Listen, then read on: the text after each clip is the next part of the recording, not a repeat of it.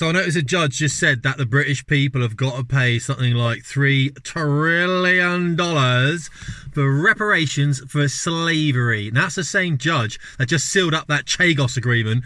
Absolute treasonous person, whoever he is. So all I said on Twitter was, all right, mate, yeah, by all means, yeah, just come and get it from me.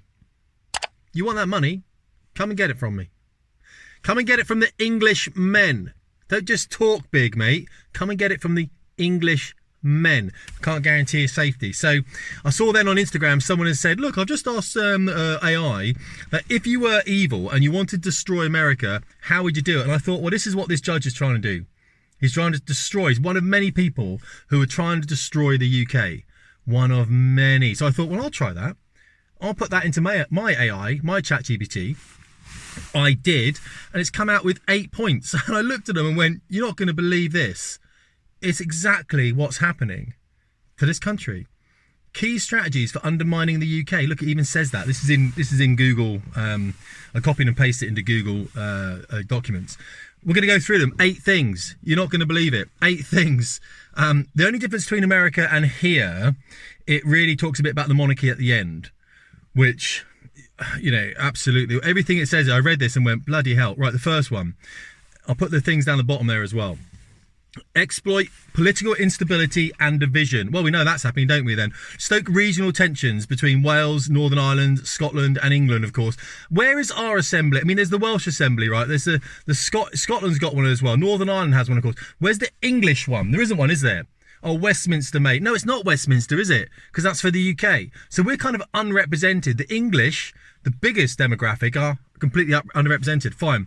So, yeah, stoke those regional tensions, look for fragmentation of the union, manipulate political and ideological divides between the left and right. We know that's happening. More so than ever we're doing this, aren't we now? Both in America and here, of course, and in Germany. You've just seen it there with their elections. Urban versus rural, elite versus working class. I've always said the biggest problem we have in the UK, it's not racial. We couldn't care less. It's class. Always had this massive issue with class, haven't we? These people that are born in the right place, you know what I mean? And it's fine. I was an officer in the military. I understand it. But when you get out of the military, you realise there's no classism out here. And there wasn't really in the military either. But some of the guys that I work with, some of the best people I work with now aren't officers. They were never officers. My father was never an officer. Really, really clever people are in the military, not in the officer corps. They're in the non-commissioned corps. I mean, seriously, you won't see it. Until you come out here, you won't know it, all right? That's all I'm saying. If you're in the military, you won't know it, all right? There's some I would say the military is being kept together by the senior non-commissioned officers. That's what I'm saying. Anyway, what do I know, right? Use lawfare and protest. Oh, I've just jumped one. Use lawfare and protest to make governance impossible or chaotic. Hashtag Palestinian protests every weekend in London.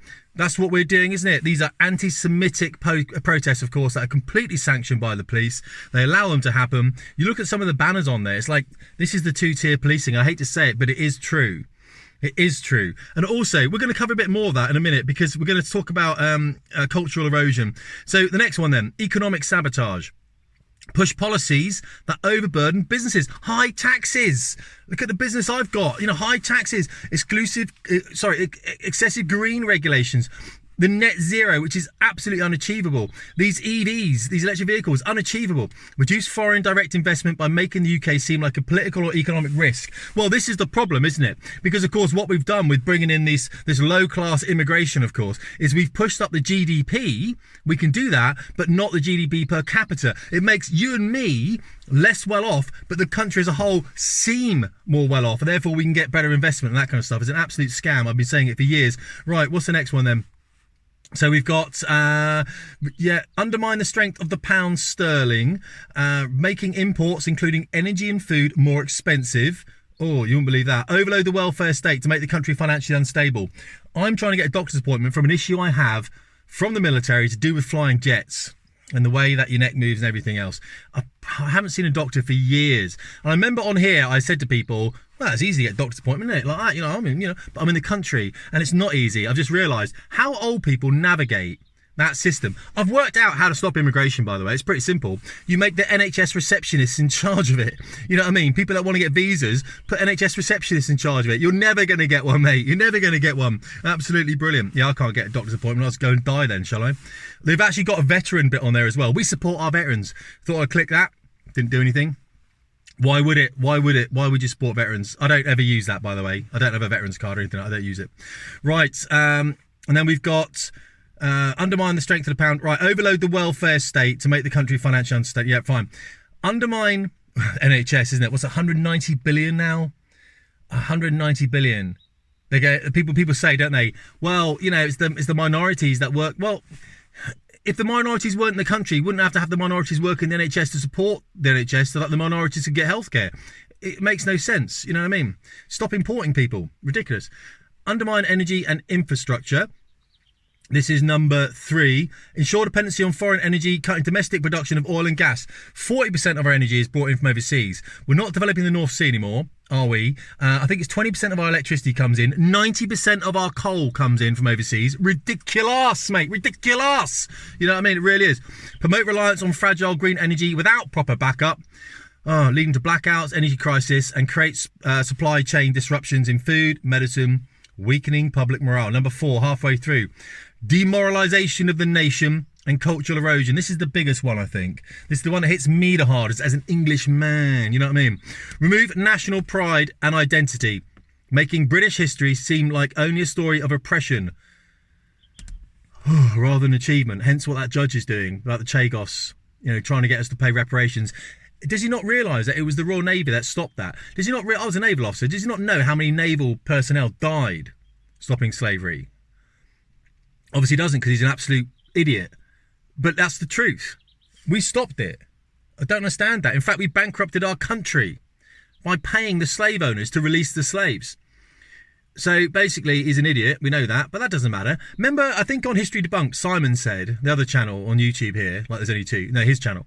He said about Doctor Who was supposed to be about educating young people about history. That was Doctor Who. I haven't watched it. It went really woke, didn't it? I never watched it anyway. But he was saying that the person who ran Doctor Who said, we don't really care about whether history is factually correct. You know, damn those facts, right?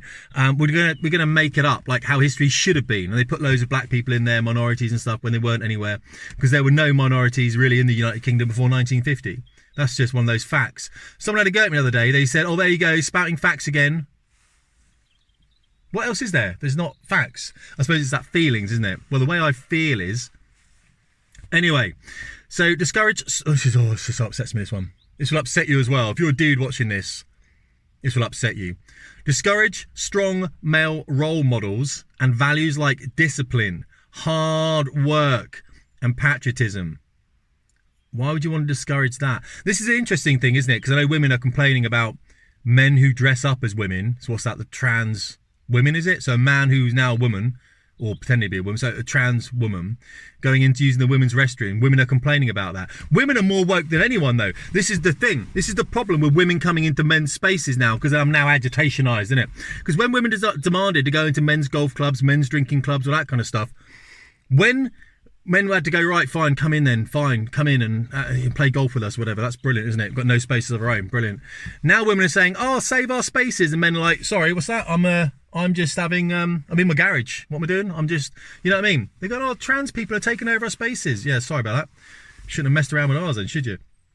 Right, let's have a look. So we did that. We're looking at encourage a victim mentality and erode meritocracy in institutions. I've talked about the military being, and the police service being, a hierarchical meritocratic organisation that serves the crown, not the government. And then we flood it with Stonewall that seems to have been paid by USA, but guys like Andy Turner, Mike Wigston, Maria Byford, all these absolute subversives in the top of our military. And they were subversives because they brought in something that was not conducive to this particular culture of excellence, and they damaged it in a really big way. Damaged it hugely. And now they're all out, luckily, but not before Andy Turner ran around his garden naked. The degeneracy of it all upsets me, guys. If you're a man, you understand. This is what, as much as Putin has his issues, and he really does, he doesn't allow that degeneracy to come into Russia, does he? He puts a border on it. He says none of that's coming in. It's not coming in. Crikey, that's, you know, don't get me wrong. I'm not here to talk about Putin, but you know what I mean? We allow all sorts of degeneracy. Look at Pride. Would you take your kid to a Pride march with people that are naked walking down the streets? No.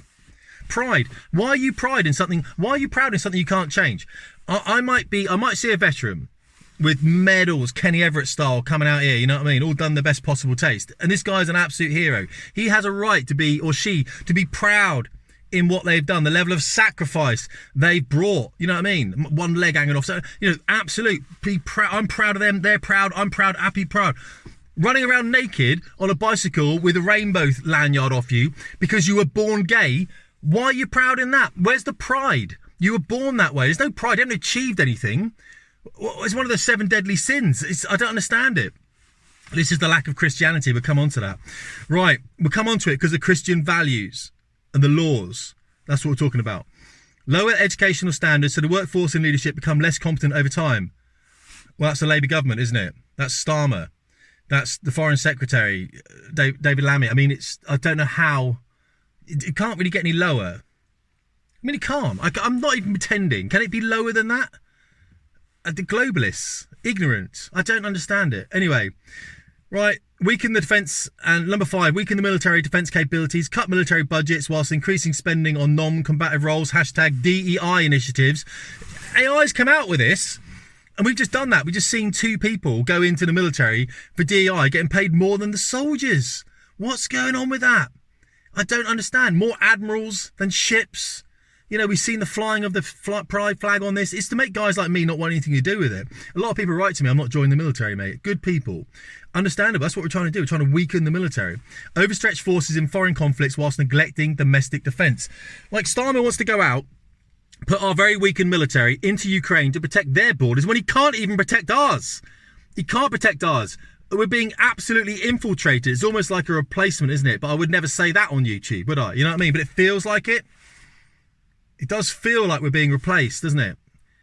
I mean, I think it's almost 20% minorities now in the UK that we know about. It's approaching 70 million people, probably a lot more than that.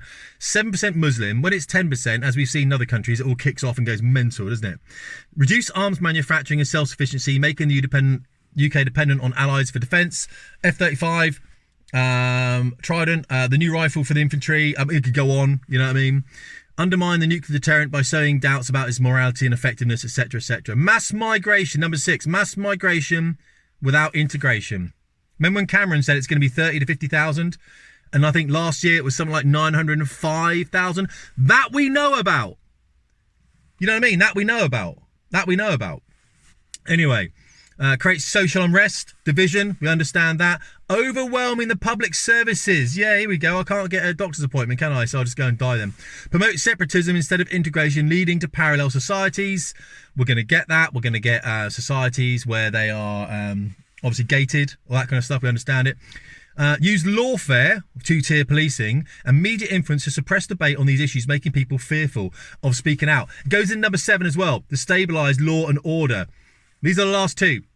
And the last one's very quick. Weaken police morale by demonising officers and cutting budgets. We've seen a lot of that. You see that police officer down in Kent? I didn't really... When there's this degeneracy stories about police officers running around naked, abusing kids, whatever, I kind of switch off to it because it's so...